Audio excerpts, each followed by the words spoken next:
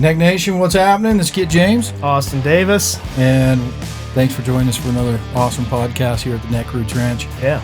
Today's episode is titled Work For It. Working for it, right, Kit? Yeah.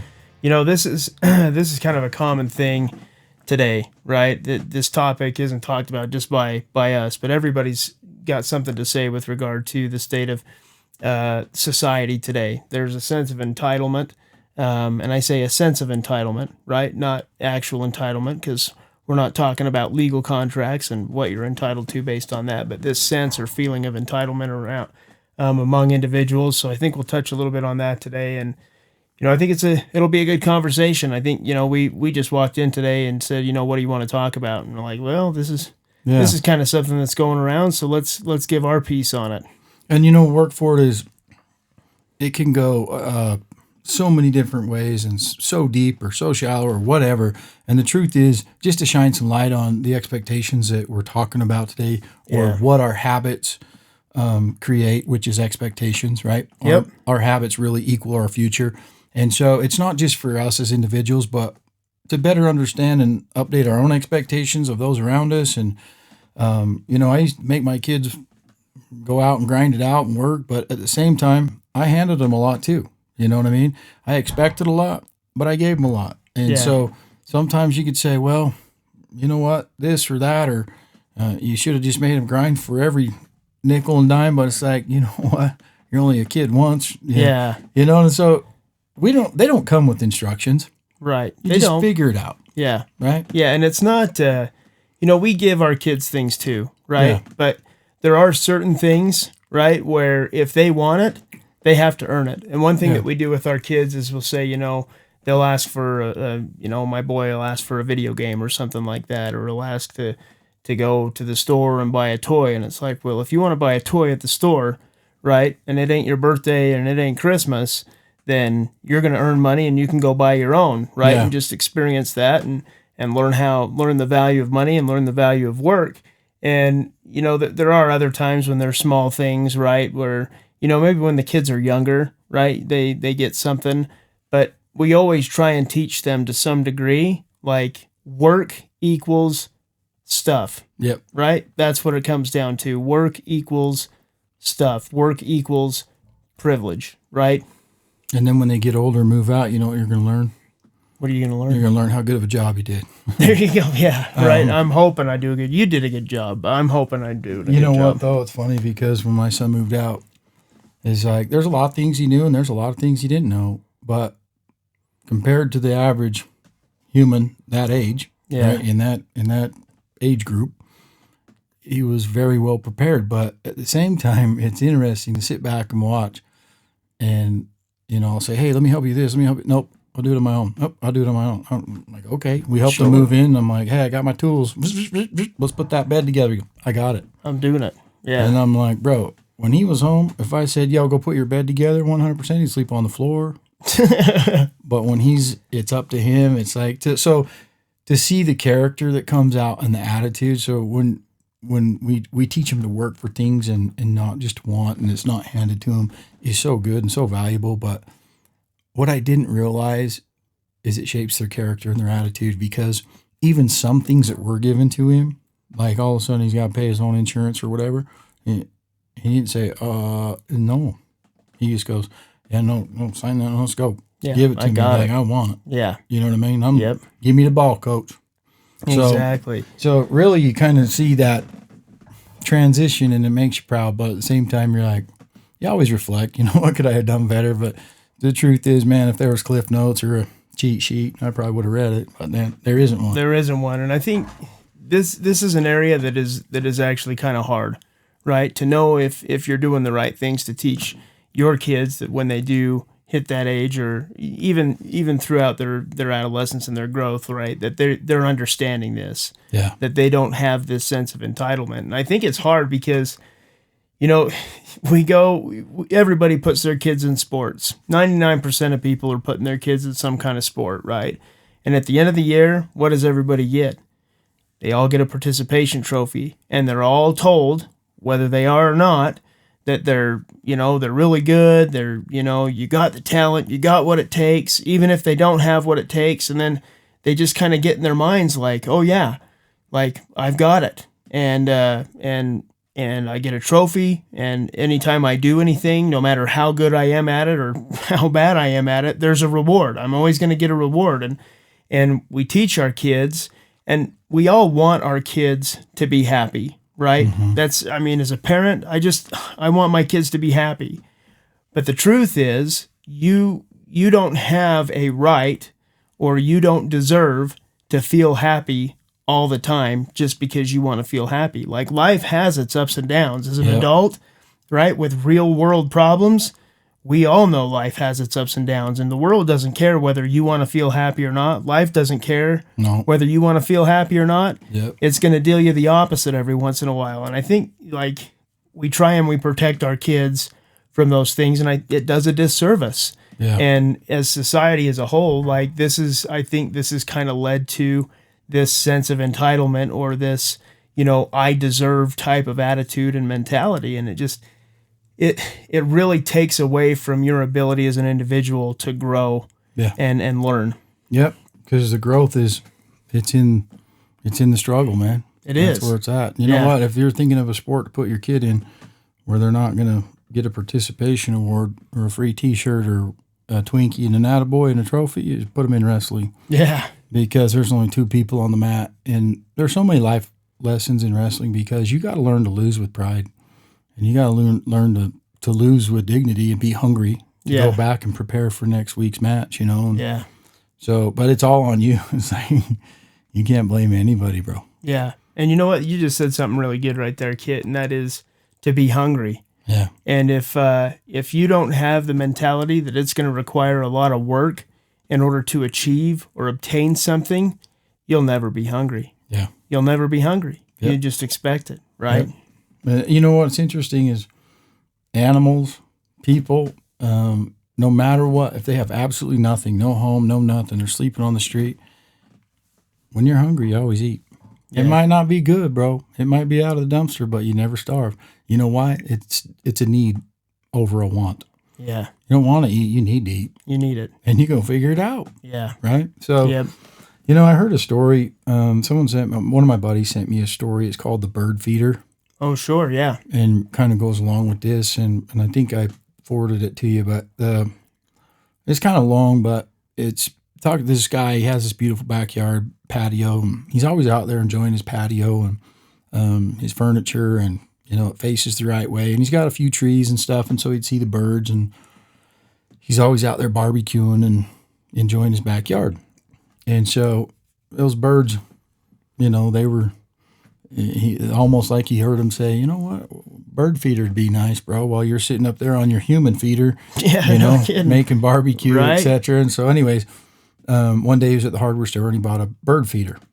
And he's like, more birds showed up. Sure. Right? And word of mouth. Yeah. Word of mouth got out there. And so, and those birds motored through that seed, bro. They motored through that food, And so he'd go back to the hardware store, get some more food. And it's interesting because this guy enjoyed his patio so much, and he loved the birds and the natural beauty that his backyard had. So he puts a bird feeder out there, and he's like, frick, dude, there's a lot of birds showing up. And they're fighting now.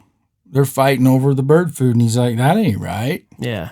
I got to solve this problem, right? Yeah. How do you solve it? Get another bird feeder. Put more out there. So he puts one bird feeder over here, one over here, right? Separates them. Well, and then he's dumping these big bags. He got these big bags of food, and he's dumping it in there all the time. And he's spending a small fortune on this bird seed, dude. Yeah, dude. He's got a bird zoo going in his backyard. Well, they kept multiplying, and not multiplying, but they would show up. Yeah. Right? One begets another one. Like, hey, dude, there's free food, lots of trees, and the dude keeps it full. Yeah. Right? And so just that ability and freedom to just come and get food whenever they want and not have to go dig it out of the ground when it rains. Yeah. You know what I mean? No kidding. Not have to scratch it out. Make it easy. Made it easy, bro. And it was always available, and it was no big deal. And so he kept doing this, man. Kept putting, once you get the monster going, dude, you got to feed the monster. Yeah. Right? And so he kept feeding the monster all summer. And the interesting part of the story is at the end of the summer, he's like, I didn't even go out on my deck anymore. And the reason he didn't go out on his deck is they made bird nests. I mean, they show up, right? Yeah. I mean, they're going to set up shop, man. They set up shop. Bird nests in his barbecue, bird nests in his chairs, and every board of his deck, and below the deck, and above the awning, and I mean, everywhere. Birds everywhere. And even the quail were motoring through, and they were under the deck, and they were getting, because all that bird feed, when they'd fight over it, it's down on the ground. It's, just a mess. And the guy comes out one day, he's like, you know what, this is ridiculous. I got to clean this up and figure this out. And then the birds start dive bombing on him and getting angry at him, like, dude, fill up the feeder, man. Oh my gosh. Right? And so the moral of the story is, he said there was a lot of crap. Right? Yeah. Oh, sure. Yeah, if the birds are flying, you know what they're doing. Yeah. They usually hit a clean car, but... Yeah, or your shirt. Yeah. And so he said the amount of bird crap that was back there, and just the mess of the nests and everything that was back there, he's like, I would have had no idea the compounding effect and the expectation, or that, the putting out the bird seed would just bring friends and friends and friends of birds, and then they would expect it. Yeah. Right. And so he likened it to, hey, I got to take control. I got to take it back. And the only way to take it back is to do the work and clean it up. So he did. And he said, once I cleaned it up, got rid of my bird feeders, he said it was all good. The same amount. They stopped coming around. They stopped building nests. They stopped dive bombing him. They stopped fighting. They stopped expecting that easy availability of that meal. And they went somewhere else. And he goes, and I got my deck back, and I got my backyard back. But what's interesting about the story is, if those birds learned to expect that. And what happened is, when he opened his arms and tried to share a little bit with the birds, they took over. They expected it, right? Yeah. And so they expected it so much that word traveled. Yeah, and it caused a problem. Did they clean up their mess when they left? Oh, no, dude. And he said, so if you're not willing to take down the bird feeders, then be willing to clean up the crap. Yeah. And, this comes down, and you can interpret this, Neck Nation, whatever way you want. But really what this comes down to is, when we don't have to work for something and it's just readily available, or somebody is giving this to us, right? It's a mentality shift. There is this idea that forms in your head that XYZ is going to be there. And because it's been given to me before, it's going to be given to me again. And if I don't see it, right, after a period of time of getting this stuff, if I don't see it, I get to be angry about it because it's always been there. Yeah. And it's this whole mentality shift. And when it comes to life, entitlement and this feeling of you deserve, it doesn't care. It doesn't care if you're rich or you're poor. It doesn't. Yeah. Right? It can happen to everybody. So I think this is a good story, Kit. It's a really good story. It's a good story, and it's something good to remember, because we all kind of get in that, even traffic, man. You go a certain time every morning or a certain direction, and then all of a sudden more and more traffic shows up. You have to catch yourself and go, you know what, it is what it is, man. Yeah. Share the road with people or whatever. Yeah. Right? Yeah. You can get all wound up. I used to tell kids, they'd show up to work and they'd have that, they'd be really early and tired, and they'd have that, like, what do we do? Yeah. And I'd get on their butt and I said, what are you doing? Let's go. Don't stand around. Used to tell them, stand around. Soon you won't be around. Yeah, right? That's right. So, and he's like, well, I don't know what to do. And I said, son, I don't care if you know what to do. You do what you know. Yeah. So what do you know? And then all of a sudden they know something. Yeah. Right? They're going to get to work. But 5 minutes before, they got amnesia. I don't know what to do. I said, I don't care if you don't know what to do. Do what you know. Do what you know. And it's just kind of another good reminder, Yeah. Sometimes you don't know everything, but let's just do what we know. Yeah. And one thing's for certain, right? None of us are getting a paycheck for free.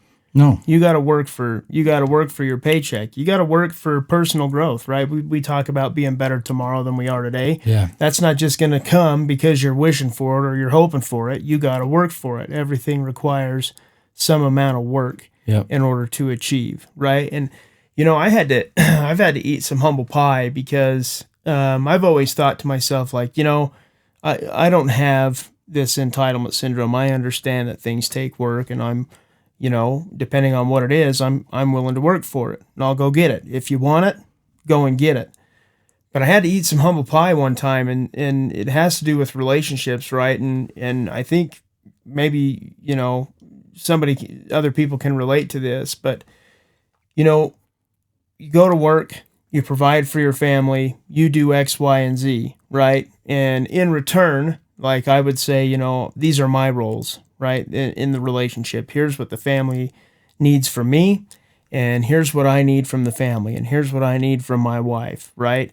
And so I'd go out and do all these things, and then I had the expectation that if I did these things, that she needed to do the things that I counted on her for. Yeah. And that's not how it works. No, this whole idea of you deserve reciprocity because you did something is wrong. That's entitlement, right? There needs to be there needs to be more of a discussion, and especially within our relationships, where you don't expect somebody else to do something just because you did something, right? Now, good people, or I don't know if that's the right way to characterize it, but if somebody does me a favor, I feel like, okay, I got to return the favor at some point. But it shouldn't be expected by that person that I return the favor, right? So. And I think in relationships, especially when it's someone really close to you, when you focus on their needs, sooner or later they can focus on your needs. And when you're both focused on each other's needs, all of a sudden, both your needs are being met, right? Yeah, yeah. And sometimes, like you said, we all get in that trap, like, at a certain point in our relationship where we feel like, I don't think she's focusing on my needs enough. You know what I mean? Because my bike ain't clean. Yeah. Or, whatever stupid, is. ridiculous thing we come up with. But the truth is, it don't matter, bro. No. Right? It just, you're right. And we all have to eat that. I think we have to do it daily. It's like, you get in where you fit in, but then you start doing the expectation and diagram of where you get in, right? Or where you fit in. And the truth is, man, it takes both. And if you counted, well, I do this percent and I do that percent, because I've heard a lot of arguments. I used to travel a lot, and I heard one time I felt so bad. I just wanted to walk through the wall like Casper the Ghost and go, bro, are you freaking kidding me right now? If you could hear yourself, you'd kick yourself in the balls, right? Sure. Like, they were arguing like, well, I did the dishes this day, and then you did the dishes. But it was like, even there's only two of them. They got no kids. And I was sitting there listening. I'm like, man, you don't ever want to do percentages of this or percentage of that. It's 100% for this, and hopefully you get 100% return. If not, you build character. You know what I mean? Yeah. Makes you a better person. Yeah. So. Yep. And I think that's the thing, right? You got to do a gut check. It's easy to say, though. It is. I just said it. That sounded real easy. It sounded real easy. Yeah. And we've got to do the gut check, right? Yeah. You may think that you don't have an entitled personality, or that you don't have any entitlements, right? But do a gut check. Bro. Do a gut check, because, the truth is, you just might, right? Like, I thought I was good, man, but there's things that, I just expect. Dude, the stinking thinking creeps up on everybody. I don't care who it is. It's just how it is. Yeah. And you know what? Don't feel bad about it. You learn from it. How would you know if you didn't learn from it, or I didn't learn from it? I've been through it, bro. We all have. Oh, yeah. Because we come from such different backgrounds and different expectations, or whatever you want to call it, right? And you know what? I don't care how you were raised. I don't care what hand you were dealt. It's how you play it. You can break the cycle. You can be different. You don't have to be the same as this or that. Yeah. And in my hopes, I'm a very competitive person with my kids or whatever, but my hopes, the one time I won't be competitive, is if they turn out better than me, because that's what's supposed to happen. Yeah, you know absolutely. What I mean? Absolutely. And I think there is one area where expectation is okay, and that is expectations of yourself, right? You can expect things from yourself because you have control over making that happen, right? Expect things from yourself and then go and make it happen. But expecting things of others because you've done something or whatever it is, like that just leads down a slippery slope. And the other problem with this whole idea of sense of entitlement or expectation, or not having to work for something hard, like you gave the example of this bird feeder, right? But we talk about, and it's widely known, you cannot release domesticated animals back into the wild, because they will die. Yeah. They've become accustomed to, you're going to feed them every day. You're going to give them water every day. You're going to give them a place to sleep every day. and you're going to clean up their crap every day, right? Every other day. We clean up the crap every other day. There you go. And if you release them back into the wild, they got no clue. Yeah, they don't know done. how to take care of themselves. They don't know where to go for food. They don't know that, they got to go search for a stream or something like that for water. They're just standing around waiting for it to be handed to them. Yep. And then you die. And the same thing happens to us, right, individually, because this is the mindset thing where, we just become accustomed to this, and it sets you up for failure. Yeah. Right? There is no other path to entitlement other than failure. Yeah. Yeah, it's true. And there's a lot of kids. I mean, I was helping a kid one time, and he thought the world owed him something. I'm like, bro, what does the world owe you? Well, this and this and this. And I snapped. Said, dude, the world don't owe you nothing. Nothing. Right? Yep. That's on you, man. You got to write that check in. You got to cash it. So yeah. But it is interesting. And I think as time evolves, so does our confusion of what our expectation should or shouldn't be. And the truth is, you'll decide. Yeah. Right? The only person you can, when you get real with yourself and you don't blame anybody and you own it, even owning it when it's 1% your fault and you own it, bro, that's when you start standing up and taking accountability and things start to happen and change starts to happen and progress starts to take hold. You know what I mean? It's like when you take that accountability, it's like, bro, every excuse in the world it's either reasons or results, right? That's it. And, we've talked about that. Yeah, and it's just so true though. Those even a good reason doesn't equal a result. Yeah. Just a good reason. Yeah. And that's the result. That's it, right? That's it. And and you're right, Kit. This idea of I'm a certain way because something happened to me, right? Yeah. And I'm going to let that define who I am. That's another way that individuals would express entitlement, right? Yeah. Is, this happened to me, so I expect this in the future. Like I've been through a divorce and had a really bad relationship. So my expectation of my next wife is that she's going to dote on me and she's going to do everything perfect, right? Because I've already had the opposite, when the reality is nobody deserves that. Right. You don't get to deserve that just because you want it, right? And so our past can kind of shape these expectations or these entitlements or these beliefs of you deserve. And I love that you said the world doesn't owe you anything, right? Yeah. Life doesn't owe you anything. There's a few things that we're granted. We're granted life, liberty, and if you're in the United States, life, liberty, and pursuit of happiness, right? There's a few key things there. You're granted life. You're not entitled to good health. Bad health can befall any one of us at any time. Yep. Right? And you got to deal with it. So you've got a right to live, but you don't have a right to be healthy, right? You can work really hard to be healthy, and sometimes the cards just say, nope, here's cancer, right? Yep. You can buy, I got my buddy, right? Rode bikes, 50 miles a day up a mountain, right? And he ended up getting cancer. It's like, well, that's not fair, but life's not fair. So you've got life, not health. You've got freedom if you're in the United States, which we should all be grateful for. Absolutely. And then you've got the pursuit of happiness, right? Which doesn't mean that you're entitled to be happy. You're entitled to pursue happiness, right? To put the work in to make it happen.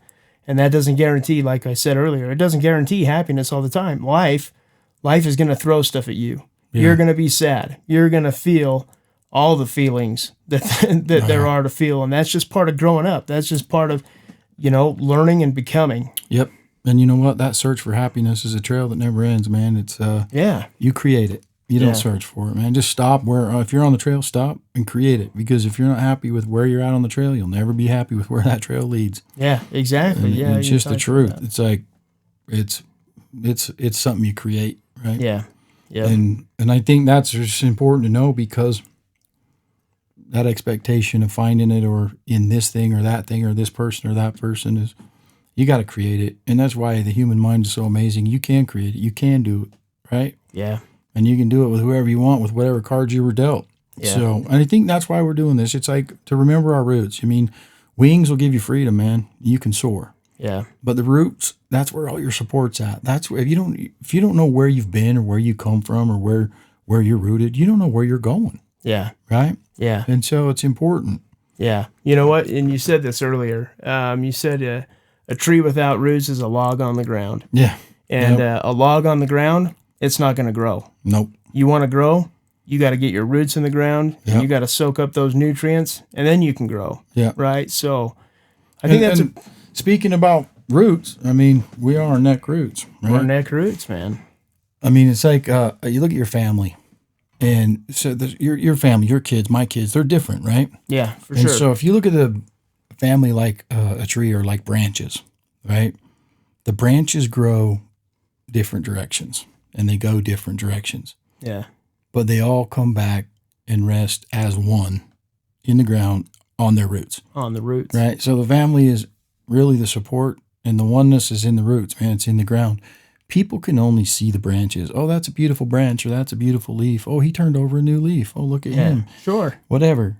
They don't see where you're rooted. And that's why it's so important to remember your roots, right? Yeah. But a family go different directions like branches, but guess what? They're still one in the ground. Yeah. And that's where we get our support. Even if your roots aren't something that you want to remember, honor them anyway. Yeah. Because that's your starting place. Yeah. Don't, you can, this just came to my mind, right, with regard to that. Sometimes our roots are good, right? We've got good roots. We've got good soil. Sometimes you've grown in bad soil. But the important part of that is that you've grown, right? Even if it was in bad soil, you've grown, and you can excel, and you can be successful, and you can pursue happiness in spite of those things, in spite of that bad soil, right? Yeah. You can still find happiness on the back end of that, but it's like what you said. You have to decide that. Yep. And you know what happens, Austin, when you pull up a tree from the soil it's in and take it 3 houses down and plant it? Oh, a lot of times, man, it doesn't take. If you're me, it doesn't take. No, if you're anybody, it doesn't take. You have to take it with the soil that it's planted in. Yeah. Then it'll have a better chance of taking. Yeah. It's interesting. You never get away from your roots. Yeah. You know what I mean? Yeah. So be proud of them. Crazy guys. Well, I think that's a pretty good message for today, don't Yeah, you? Awesome. is. Awesome. Well, Neck Nation, let's embrace our roots there, regardless of what type of soil we have. And then when it comes to this whole idea of you deserve or entitlement or you don't have to work for something, I think all of us understand that we got to work for something, but it's a good thing to do a gut check. Make sure you don't have expectations on other people or expect other people to do something for you just because you did something for them, right? And I think we'll leave you with that message. Yep. But so check us out if you're watching on YouTube. Like this video and subscribe. Help us grow the channel. Help us grow the podcast. Help us reach other people. Check us out on Facebook, on Instagram. We post on there. We actually got to go see Mitch Roselle over the weekend, didn't we? That was pretty awesome. cool. Yeah, our boy Mitch Roselle, and it was a good show. Yeah, it was a good show. We got to meet him and Yeah, got a picture with him. You should put that up. it's up there. Is it? Yeah, All right, yeah. nice. So go on Instagram, check that out. Show you what I know, bro. There you go. You've got an expectation. Sorry, I just let you down. buddy. No, you're good. You're good. But awesome. Well, we'll leave you with that, Neck Nation, and bless up. Thanks for joining us. Bless up.